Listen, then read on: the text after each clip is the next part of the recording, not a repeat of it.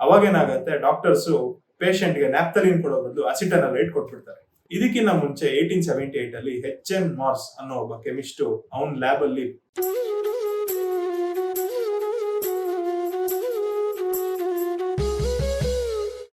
Hi hello ನಮಸ್ಕಾರ, ಗರ್ವಿಕ್ YouTube ಚಾನಲ್ಗೆ ಮತ್ತೆ ಸ್ವಾಗತ. ಹೋದ ವಿಡಿಯೋನಲ್ಲಿ ನಾನು ನಿಮ್ಗೆ ಕೆಮಿಸ್ಟ್ರಿ ಅಂದ್ರೇನು, ನಾವು ಕೆಮಿಸ್ಟ್ರಿ ಬಿಟ್ಟು ಹೇಗೆ ನಮ್ ಲೈಫ್ ಲೀಡ್ ಮಾಡಕ್ ಆಗಲ್ಲ, ಅಥವಾ ನಾವು ಏನ್ ಕೆಮಿಸ್ಟ್ರಿ ದಿನ ಉಪಯೋಗಿಸ್ತೀವಿ ಅನ್ನೋದ್ರ ಬಗ್ಗೆ ನಿಮ್ಗೆ ಒಂದು ಇಂಟ್ರೊಡಕ್ಷನ್ ಕೊಟ್ಟಿದ್ದೆ. ಇವತ್ತು ನಾನು ನಿಮ್ಗೆ ಸರ್ವೇ ಸಾಮಾನ್ಯ ಆಗಿರೋ ಒಂದು ಟ್ಯಾಬ್ಲೆಟ್ ಬಗ್ಗೆ ಹೇಳಕ್ ಬಂದಿದ್ದೀನಿ. ಆ ಟ್ಯಾಬ್ಲೆಟ್ ಆಕ್ಸಿಡೆಂಟಲ್ ಡಿಸ್ಕವರಿ. ನಿಮ್ಗೆ ಅದು ಈ ತರ ನಮ್ಗೆ ಡಿಸ್ಕವರ್ ಮಾಡ್ಬೇಕು ಅನ್ನೋ ರೀಸನ್ ಇಟ್ಕೊಂಡು ಡಿಸ್ಕವರಿ ಮಾಡಿದಲ್ಲ, ಅದು ಆಕ್ಸಿಡೆಂಟಲ್ ಡಿಸ್ಕವರಿ ಆಗ್ಬಿಟ್ಟು.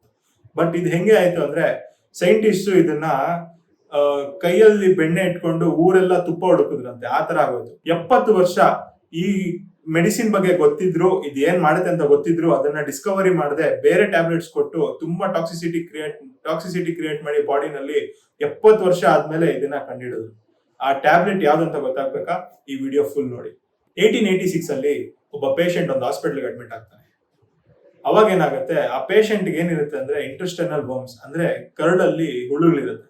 ಅದನ್ನ ಟ್ರೀಟ್ ಮಾಡಕ್ಕೆ ಡಾಕ್ಟರ್ಸ್ ಫಾರ್ಮಸಿಗೆ ನ್ಯಾಪ್ತಲಿನ್ ಅನ್ನೋ ಒಂದು ಕೆಮಿಕಲ್ ನ ಆರ್ಡರ್ ಮಾಡ್ತಾರೆ.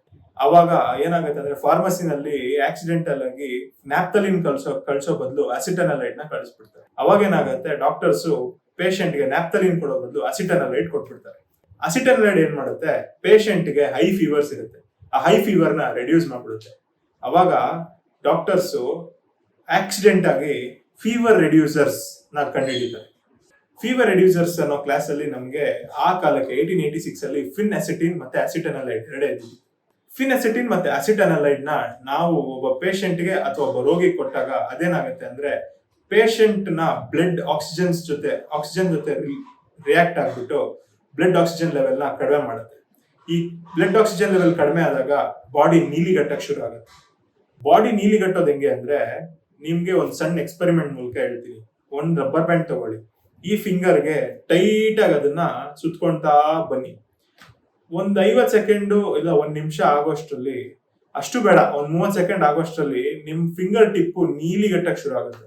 ಯಾಕೆ ನೀಲಿಗಟ್ಟಕ್ಕೆ ಶುರು ಆಗುತ್ತೆ ಅಂದ್ರೆ, ಇಲ್ಲಿ ನೀವು ಆಕ್ಸಿಜನ್ ಲೆವೆಲ್ ನ ಬಂದ್ ಮಾಡಿರ್ತೀರ, ಅಂದ್ರೆ ಇಲ್ಲಿ ತಡೆ ಇಡ್ತಿರ್ತೀರ ಆಕ್ಸಿಜನ್. ಇದೇ ತರ ಟೈಟ್ ಆಗಿ ಅದನ್ನ ಒಂದ್ 2-3 ನಿಮಿಷ ಇಟ್ಕೊಂಡ್ಬಿಟ್ರೆ ಇಡೀ ಬೆರಳು, ಈ ತುದಿ ಏನಿರುತ್ತೆ ಅದು ನೀಲಿಗಟ್ಬಿಡುತ್ತೆ, ಈ ಫಿಂಗರ್ ಡೆಡ್ ಆಗುತ್ತೆ. ಇದಕ್ಕಿಂತ ಮುಂಚೆ 1878 ಅಲ್ಲಿ HN ಮಾರ್ಸ್ ಅನ್ನೋ ಒಬ್ಬ ಕೆಮಿಸ್ಟ್ ಅವನ್ ಲ್ಯಾಬ್ ಅಲ್ಲಿ ಆಲ್ರೆಡಿ ಒಂದು ಡ್ರಗ್ ನ ಸಿಂಥಸೈಸ್ ಮಾಡಿರ್ತಾರೆ. ಆ ಡ್ರಗ್ ಹೆಸರೇ ಪ್ಯಾರಾಸಿಟಮಲ್. ಕರೆಕ್ಟ್, ನೀವ್ ಹೇಳಿದೆಲ್ಲ ಕರೆಕ್ಟ್. ನಾನು ಇವತ್ತು ಮಾತಾಡಕ್ ಬಂದಿರೋ ಟ್ಯಾಬ್ಲೆಟ್ ಹೆಸರೇ ಪ್ಯಾರಾಸಿಟಮಲ್. 1886 ಇಂದ 50 ವರ್ಷ ಆಗೋವರೆಗೂ ಡಾಕ್ಟರ್ಸ್ಗೆ ಈ ಫಿನಸಿಟಿನ್ ಮತ್ತೆ ಅಸಿಟನಲೈಡ್ ಅಲ್ಲಿ ಏನಿದೆ ಅನ್ನೋದು ಗೊತ್ತಿರಲ್ಲ.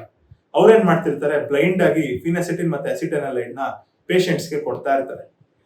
ಅದೇನ್ ಮಾಡ್ತಾ ಇರುತ್ತೆ, ಪೇಷಂಟ್ಗೆ ಜ್ವರ ಬಂದಾಗ, ಹೈ ಫೀವರ್ಸ್ ಇದ್ದಾಗ ಅದು ರೆಡ್ಯೂಸ್ ಮಾಡ್ತಾ ಇರುತ್ತೆ.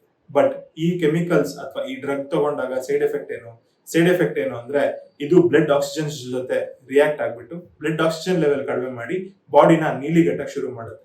ಇದು ಈ ಕೆಮಿಕಲ್ ನ ಟಾಕ್ಸಿಕ್ ಎಫೆಕ್ಟ್ ಆಗಿರುತ್ತೆ. ನಾವ್ ಯಾವ್ದೇ ಕೆಮಿಕಲ್ ಅಥವಾ ಯಾವ್ದೇ ಡ್ರಗ್ ಅಥವಾ ಯಾವ್ದೇ ಮೆಡಿಸಿನ್ ತಗೊಂಡಾಗ ಫಸ್ಟ್ ನಮ್ ದೇಹದಲ್ಲಿ ಏನಾದ್ರು ರಿಯಾಕ್ಟ್ ಆಗ್ಬೇಕಂದ್ರೆ ಆ ಕೆಮಿಕಲ್ ಲಿವರ್ಗೆ ಹೋಗುತ್ತೆ. ಲಿವರ್ ಅದರಲ್ಲಿರೋ ಇಂಗ್ರೀಡಿಯೆಂಟ್ಸ್ ನ ಅಥವಾ ಅದರಲ್ಲಿರೋ ಏನೇನ್ ಅಂಶಗಳಿದೆ ಅದನ್ನೆಲ್ಲ ಸಪರೇಟ್ ಮಾಡಿ ನಮ್ಗೆ ಏನ್ ಬೇಕೋ ಅದನ್ನ ಮಾತ್ರ ದೇಹಕ್ಕೆ ಕೊಡುತ್ತೆ. ಡಿಸ್ಕವರಿ ಆಗಕ್ಕಿಂತ ಮುಂಚೆನೆ ಮೆಡಿಕಲ್ ವರ್ಲ್ಡ್ ಅಲ್ಲಿ 2 ಡ್ರಗ್ಸ್ ಇತ್ತು, ಒಂದು ಆಸ್ಪರಿನ್ ಮತ್ತೆ ಅಸಿಟನಲೈಡ್. ಆಸ್ಪರಿನ್ ಅನ್ನೋ ಡ್ರಗ್ ಸ್ಟೊಮಕ್ ಅಪ್ಸೆಟ್ ನ ಮಾಡ್ತಿತ್ತು. 1990 ಇಂದ 2010 ಈ ಜನರೇಷನ್ ಅಲ್ಲಿ ಇರೋರಿಗೆ ಕಾಲ್ಪಲ್ ಅನ್ನೋ ಮಾತ್ರೆ ತುಂಬಾ ಚೆನ್ನಾಗಿ ನೆನಪಿರುತ್ತೆ. ಈ ಕಾಲ್ಪಲ್ ಮಾತ್ರೆ ಇಸ್ ನಥಿಂಗ್ ಬಟ್ ಪ್ಯಾರಾಸಿಟಮಲ್ ಮಾತ್ರೆ. ಇದೇ ತರ ಇಂಟ್ರೆಸ್ಟಿಂಗ್ ಕೆಮಿಕಲ್ ಹಾಗೆ ಕೆಮಿಸ್ಟ್ರಿ ವಿಡಿಯೋಸ್ಗಾಗಿ ಗರ್ವಿಕ್ ಯೂಟ್ಯೂಬ್ ಚಾನಲ್ ನ ಸಬ್ಸ್ಕ್ರೈಬ್ ಮಾಡಿ, ಹಾಗೆ ನೋಟಿಫೈ ಬೆಲ್ ಐಕಾನ್ ನ ಒತ್ತಿ.